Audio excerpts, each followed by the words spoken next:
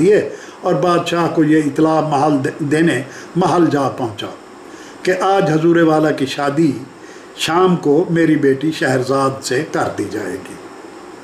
बादशाह पहले ही शहरजाद के हुस्न व जमाल और जहानत व फितानत के चर्चे सुन चुका था, लिहाजा वो बेचैनी से शाम का इंतज़ार करने लगा कि देखें वो कौन हूर शमाइल है जो इतनी मशहूर है अपने हुस्न जमाल के लिए, अपनी जहानत और फतानत के लिए। उसे ये ख़बर सुनकर बहुत खुशी हुई थी कि शहरजाद उससे शादी करने पर रज़ामंद हो गई है। फिर भी बादशाह ने वज़ीर से पूछा, तो तुम अपनी बेटी की शादी मुझसे करने पर तैयार हो, ये जानते हुए भी कि वो कल का सूरज नहीं देख पाएगी?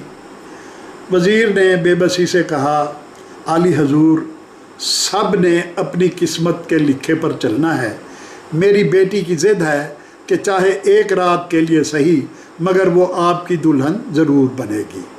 बादशाह ने एक बार फिर वज़ीर को जता दिया कि तुम किसी गलत फहमी में न रहना, कल तुम्हें अपने हाथों से अपनी बेटी की जान लेनी है।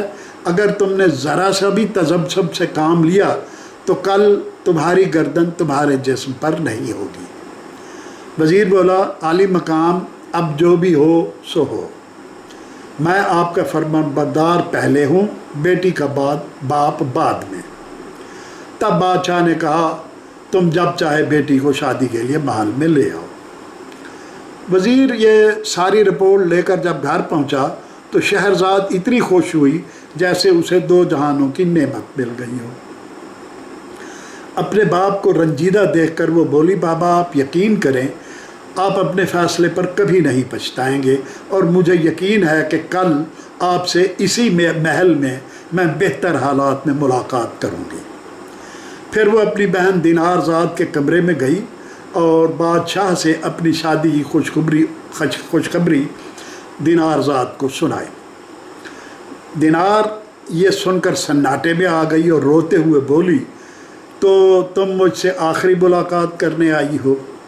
शहरजाद मुस्कुरा के बोली, नहीं, अगर तुम चाहो तो हम हर रोज़ मुलाकात करते रहेंगे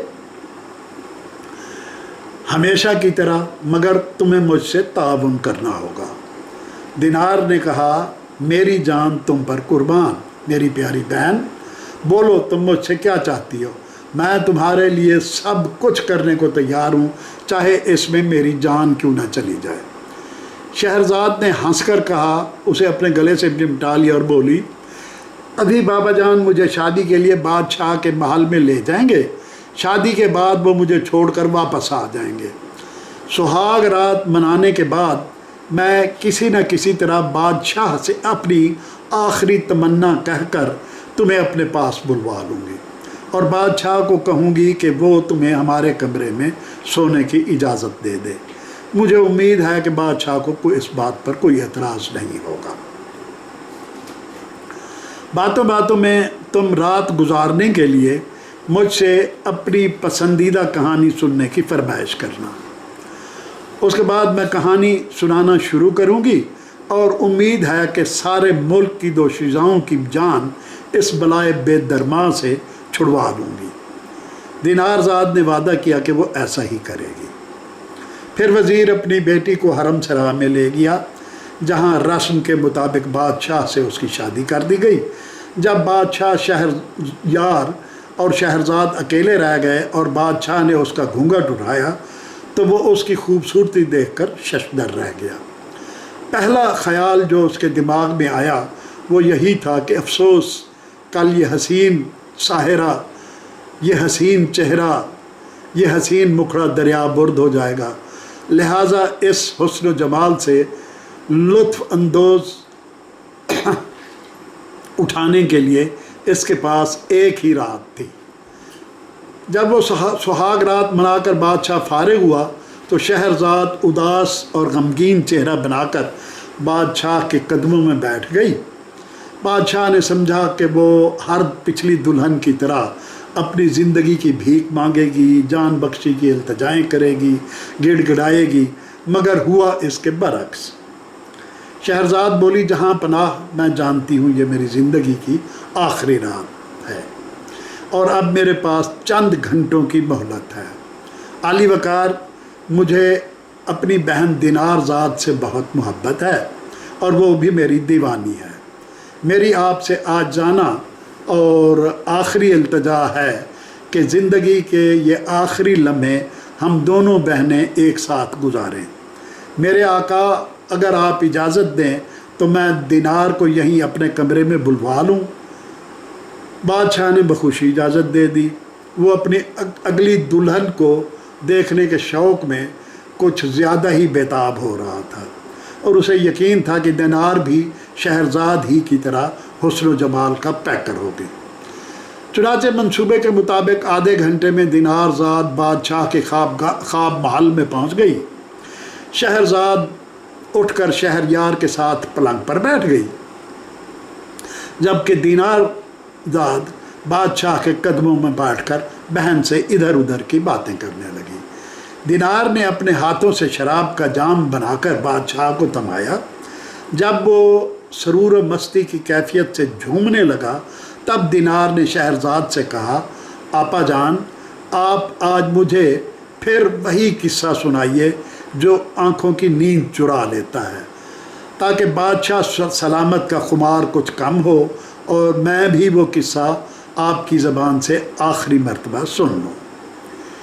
شہرزاد بولی، مگر اس سے پہلے ہمیں بادشاہ ذی وقار کی اجازت لینی پڑے گی۔ دینار کے ناز و ادا سے مسحور ہو کر بادشاہ نے اجازت دے دی اور شہرزاد نے اپنا قصہ شروع کیا۔ جوں قصہ آگے بڑھتا گیا، بادشاہ کا نشہ اور خمار اترتا گیا اور کہانی میں اس کی دلچسپی بڑھتی گئی۔ شہرزاد کا انداز بیان اتنا دلکش اور قصے کی سنسنی اتنی زیادہ تھی کہ بادشاہ کی مکمل توجہ ایک ایک لفظ پر مرکوز ہو گئی، حتیٰ کہ وہ یکسو ہو کر اٹھ بیٹھا۔ اس نے مزید شراب پینے سے بھی انکار کر دیا اور ننھے بچوں کی طرح کہانی سننے میں منہمک ہو گیا۔ شہرزاد کہانی کو نئے نئے موڑ دیتی ہوئی اسے ایسی سٹیج پر لے آئی کہ بادشاہ کی آنکھیں پھٹی کی پھٹی رہ گئیں۔ اس لمحے شہرزاد نے جمائیاں اور انگڑائیاں لینے شروع کر دی جیسے اسے سخت نیند آ رہی ہو۔ مجبوراً بادشاہ نے اس کی زندگی میں ایک دن کا اضافہ کر دیا کہ چلو باقی قصہ ہم اگلی رات کو سنیں گے۔ اگلی رات شہرزاد نے قصہ وہیں سے شروع کیا جہاں کل چھوڑا تھا، مگر جب ایک قصہ ختم ہونے لگتا شہرزاد نہایت چابک دستی سے انہی کرداروں میں نئے کردار ملا کر اگلا قصہ شروع کر دیتی، اور جب پاؤ پھٹنے والی ہوتی یعنی صبح کاذب نمودار ہونے اور صبح طلوع ہونے والی ہوتی، وہ قصے کو ایسے موڑ پر لے آتی کہ بادشاہ مجبوراً اس کی زندگی میں ایک دن کا اضافہ کر کے باقی قصے کو اگلے دن سننے پر ملتوی کر دیتا۔ یہ سلسلہ 1001 رات تک چلتا رہا۔ شہرزاد کی کہانیوں میں عموماً بادشاہوں کی بیویاں اپنی خطاؤں پر معافی کی طلبگار ہوتی اور بادشاہ کمال مہربانی سے ان کو معاف کر دیتا۔ اس طرح 3 سال کے عرصے میں شہرزاد بادشاہ کے دل میں رحم و کرم اور معافی تلافی کے لطیف جذبات پیدا کرنے میں کامیاب ہو گئی۔ 1000 کہانیاں سنانے کے بعد شہرزاد نے بادشاہ سے کہا کہ اب اس کے پاس کہانیاں ختم ہو گئی ہیں، بادشاہ چاہے تو اسے زرافشاں دریا کی نظر کر سکتا ہے۔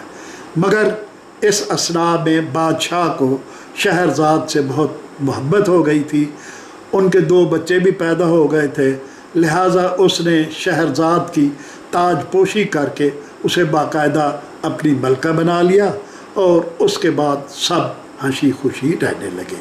یہ تھی الف لیلہ کی پہلی داستان۔